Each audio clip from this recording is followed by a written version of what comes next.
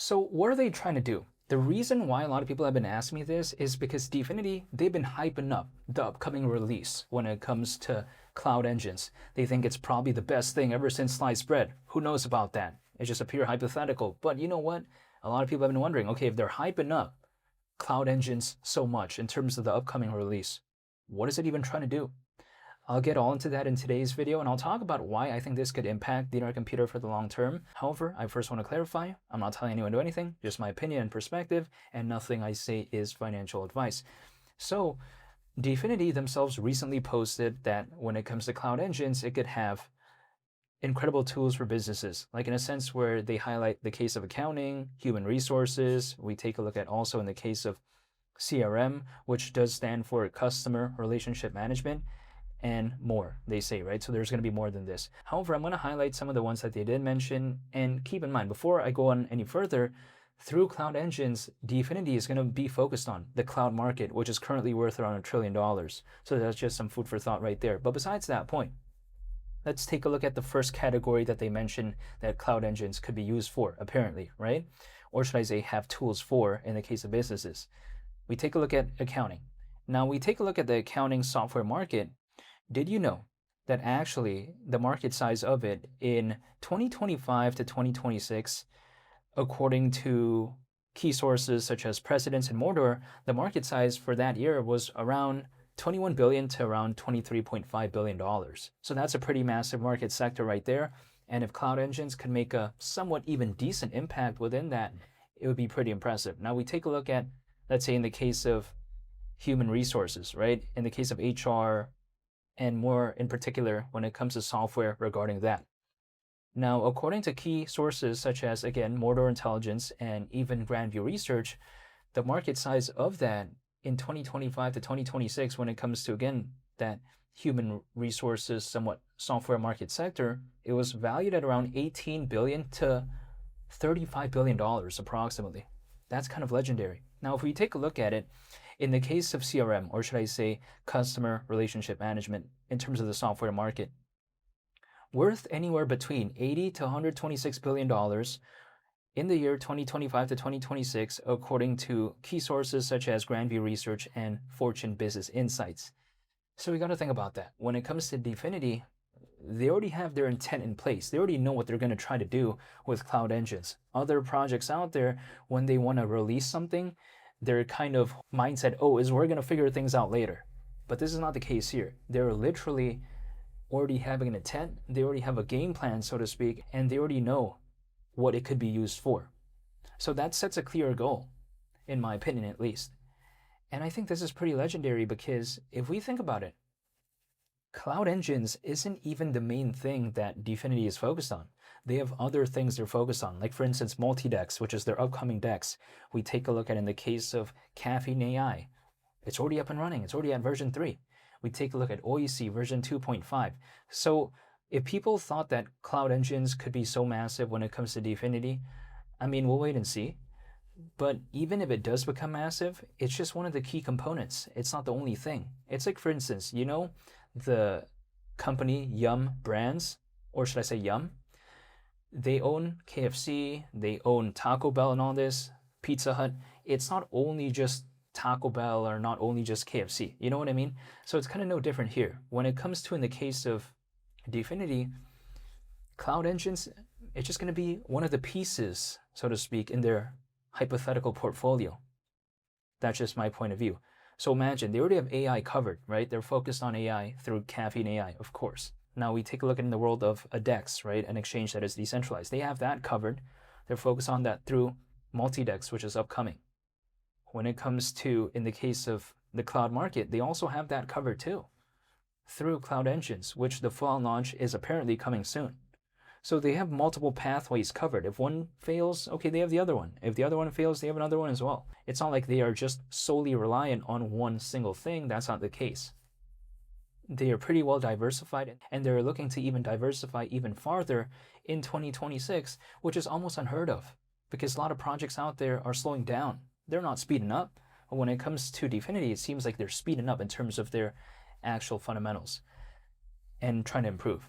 So when people like to ask me, what can cloud engines be used for? Again, right? I mean, We take a look at it. They recently posted about this. You know, it can provide tools for businesses in the case of accounting, HR, CRM, and many others.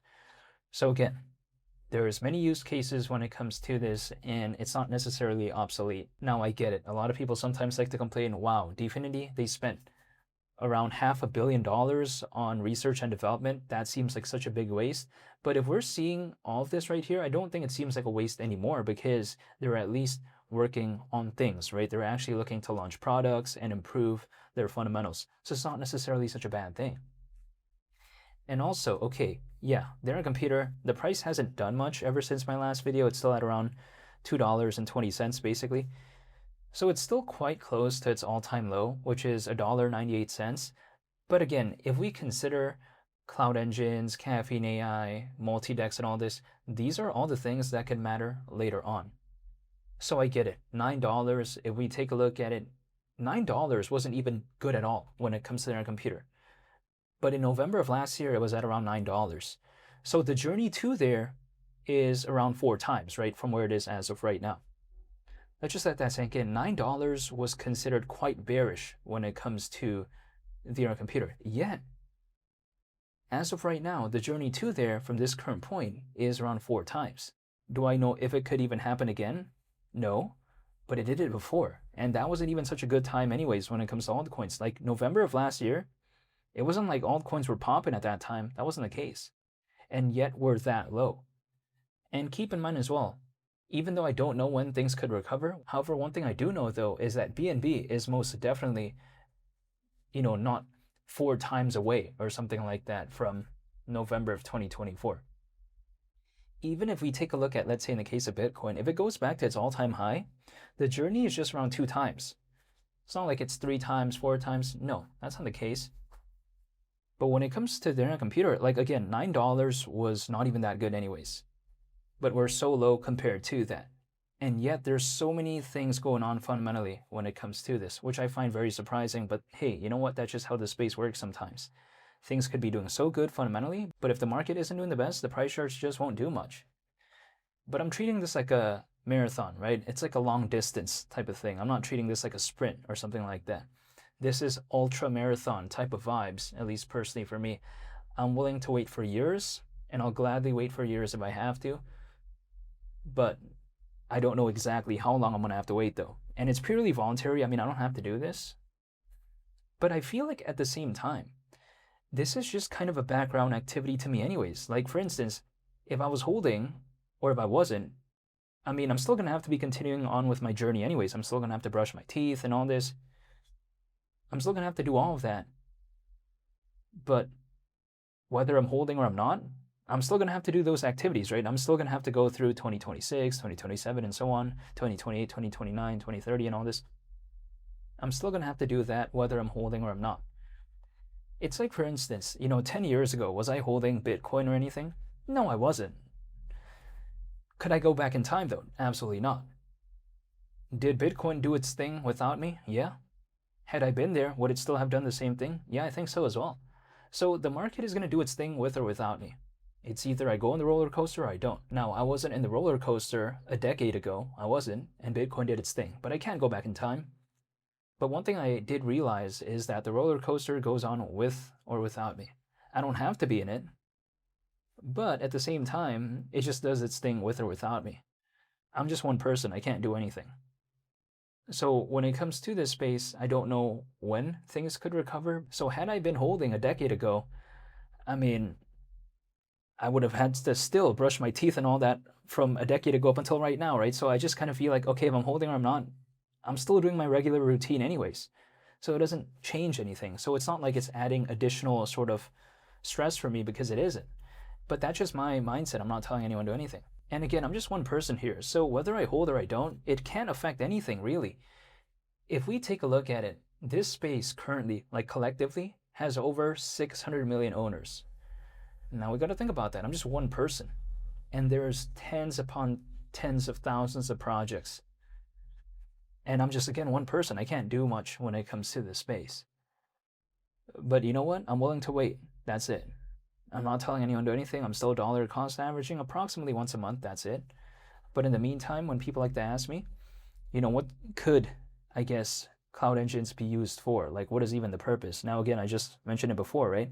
It could provide incredible tools for businesses, such as in the case of accounting, HR, CRM, and many others. And not only that, again, through cloud engines, they're going to be focused on the cloud market, which is currently worth around $1 trillion. And we got to think about this as well.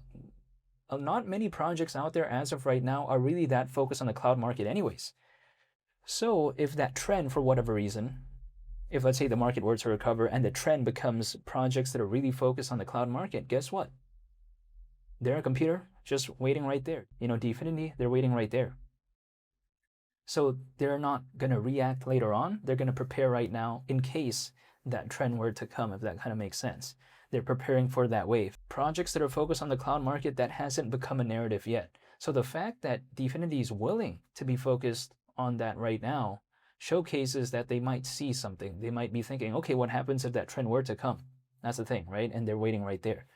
So that's why I kind of like their mindset, but we'll wait and see. However, I'm not telling anyone to do anything, and hopefully I'll see y'all on the next video. I want to say thank you so much for watching, and I'll be sure to make more updates moving forward.